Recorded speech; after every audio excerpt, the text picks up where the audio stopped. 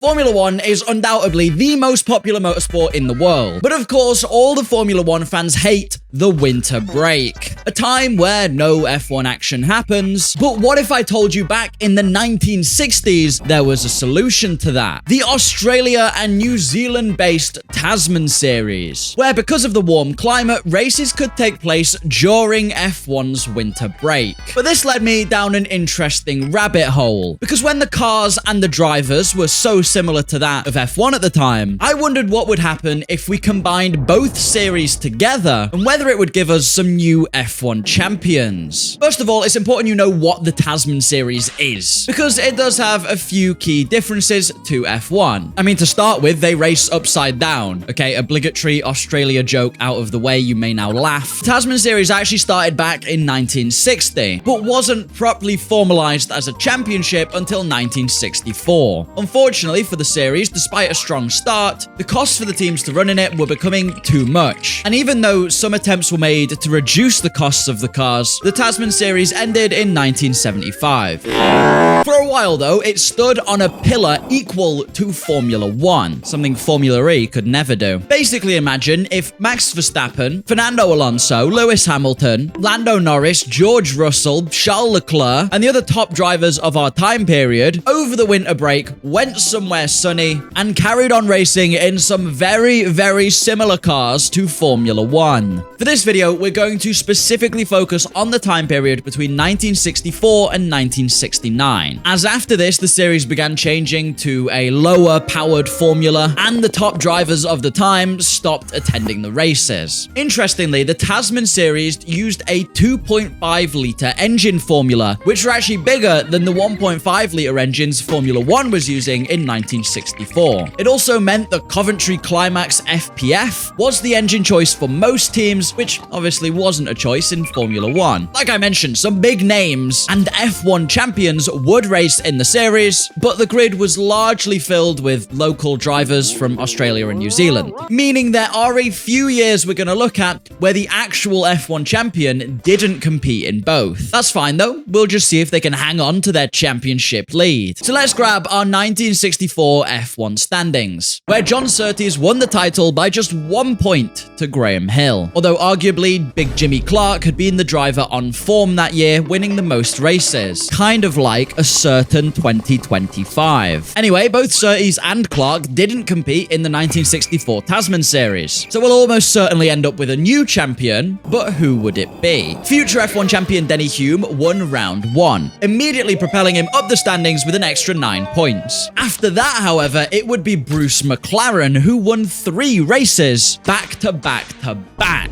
cementing himself as the driver of the season. You're probably wondering, where's championship challenger Graham Hill? Surely he wants to beat John Surtees, who he's only 1 point away from. Well, Hill took a big risk and only competed in 2 of the Tasman races that year, scoring a 4th place and a win in his final race, which just pushed him ahead of John Surtees in the standings. However, would he be champion? Because even including mandatory drop rounds, Bruce McLaren, who on top of his 13 F1 points, scored 39 in the Tasman series, and therefore took the DanNoSkill combined title, with Graham Hill still 1 point behind the lead of the championship, and Jack Brabham, actually a driver now in 3rd, ahead of John Surtees. Well, that serves him too right for being too lazy to go to the Tasman series. Absolutely diabolical. 1965 was a year of dominance in Formula One for Jim Clark. And I won't beat around the bush, it was the same thing in the Tasman series. Clark won 4 of the 7 races that year, blitzing reigning champion Bruce McLaren, and with both sets of scores combined, Clark beat 2nd place Graham Hill by a whopping 35 points. A reminder, a win only got you 9 points during this time period. In all fairness, instead of doing something boring and stupid like looking after his son, maybe Graham Hill should have turned up to more Tasman races than just 4 of them. I'm starting to think he doesn't take take the DanNoSkill alternate timeline seriously enough. What this does show is how formidable the Lotus and Clark pairing was, with Clark racing a Formula 2 spec Lotus in the Tasman series with a bigger engine. Before you start getting confused saying, Dan, Formula 2 is a junior series though. At that time, it wasn't. It was just another formula of racing and wasn't the Mechachrome lottery it is today. Thankfully, 1966 will not be more dominance. We have got an absolute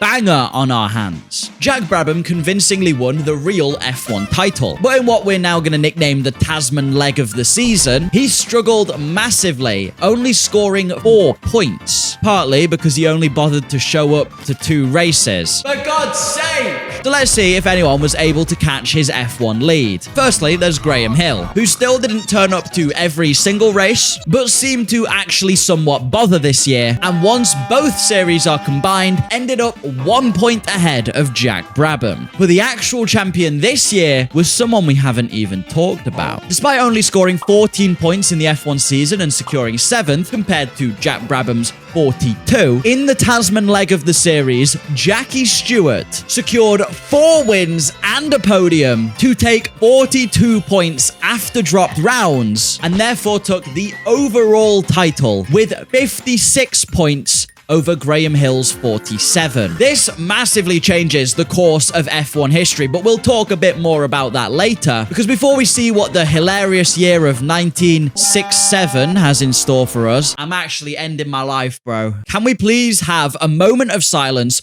for Graham Hill, who has now finished runner-up in every year of the DanNoSkill alternate timeline? If only he turned up to all the fucking races. No. In 1967, it was a New Zealand driver who won the F1 title, and he was driving for the Australian Brabham's team. Well done, Denny Hume. So surely, heading into the Tasman leg of the series, he would have the home ground advantage to defend his title. Well, sadly, that wouldn't be the case. Despite finishing on the podium once, that was really the problem. He wasn't finishing. Hume retired in 4 of the 6 Tasman races that year. Why, you ask? May I present to you 1960s reliability. Still, it's a crucial 7 points added onto an already impressive 51-point total. It wouldn't be enough though, because team owner and teammate Jack Brabham had a much more impressive Tasman leg than his New Zealand counterpart. And after an already solid F1 performance, that put his total up to 64. However, it wasn't Brabham who scored the most points in that Tasman leg of the year. In fact,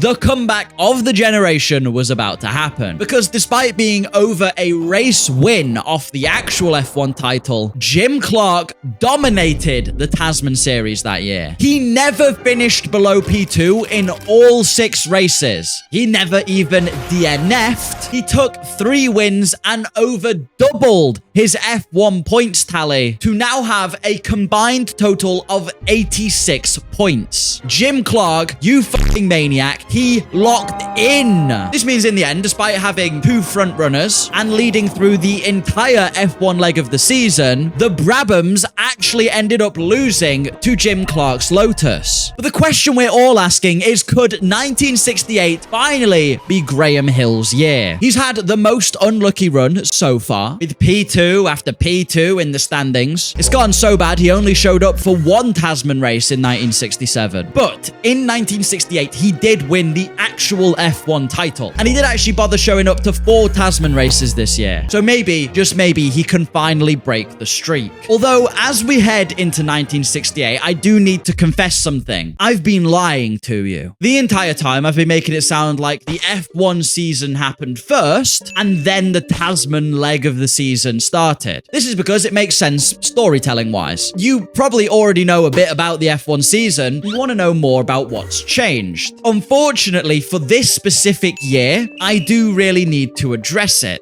because after winning the first round of Formula 1, Jim Clark sadly passed away in a racing accident. But Clark had already won the Tasman series earlier in the year, meaning he was the one leading the title going into the combined 1968 championship. My greatest apologies if I have deceived you, but let's see what's changed. Could Graham Hill catch Clark's combined 53-point lead. Well, scoring a further 48 points over the F1 season and actually bothering to show up to the Tasman leg of the season, therefore securing a further 17 points, left Graham Hill with a combined total of 65. Finally securing that second world championship he'd been fighting for. And as much as my girlfriend will be happy about this, given that for some reason she's become Graham Hill's #1 fan, it's in the same way that I glaze Fernando Alonso in every video, I actually can't help but feel a little sad. Clark was definitely the driver of the season. Bear in mind, despite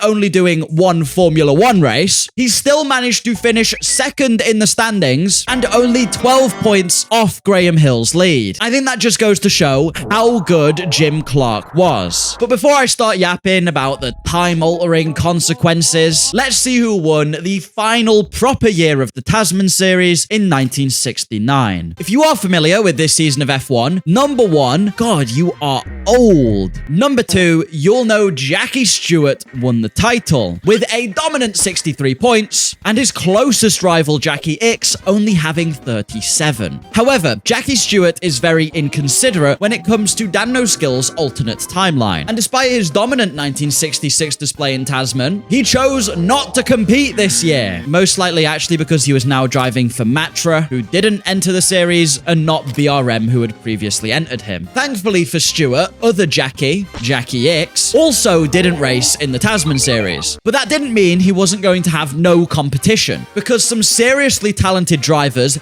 did take part in both. Ferrari's Chris Amon dominated Tasman that year, winning 4 races and finishing on the podium in another 2. Sadly for him, he only managed 1 finish in F1 that year, hurting his combined total, which was just 48, and therefore not being enough to beat Stewart. The 1970 F1 champion did have a better Formula 1 season though, and despite 2 Tasman wins and multiple second places, plus a couple of F1 podiums and a win, DNFs still plagued Rindt, and his combined total was 52, just not enough to catch Stewart. So despite not doing the Tasman leg of the series, Stewart still finished 11 points ahead of Rindt in second, and that is wild. But does show how good Jackie Stewart was, and maybe where Graham Hill could have taken some pages out of his book. How does this then all affect F1 history if it were to be true? Well, to start with, John Surtees would lose his F1 champion status, and Bruce McLaren would gain it. That's probably the first time this year I've made the Papaya Army happy. Sadly, it does piss off all the MotoGP fans. You win some, you lose some. Jim Clark would become a 3-time world champion, and arguably would be remembered as even greater than he already is.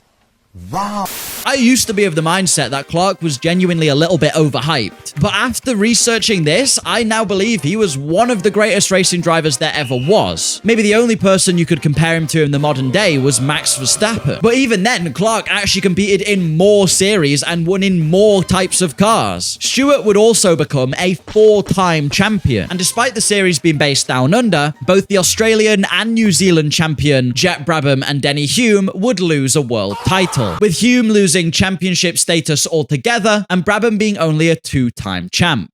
Weirdly, I do think that combining these, despite it having the problems of the cars being slightly different and some of the drivers straight up not competing in both series, I genuinely think it more accurately reflects who was the best drivers of those time periods. When you have more races over the season, the unlucky spells of DNFs, they start to matter a bit less, and the best drivers can shine through. Plus, if you were fast in both, it showed adaptability. I'm sure if they would have known some stupid YouTuber would go through nearly 60 years later and combine the 2 of them, some of the drivers would have bothered turning up a bit more.